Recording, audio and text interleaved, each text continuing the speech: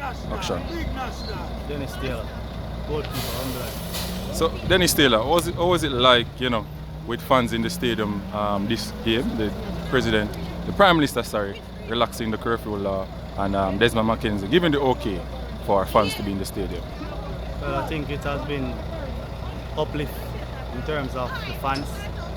To know you can have your own fans come support you, it's a pleasure, it's a blessing to have them back again.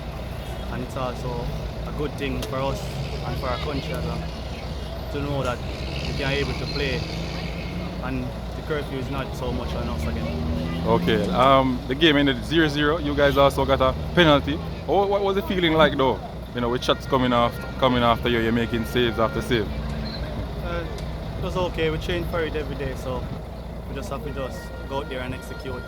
And it was, in terms of the penalty, we definitely needed a win, but we get a draw, we have to go to the drawing board and come back again.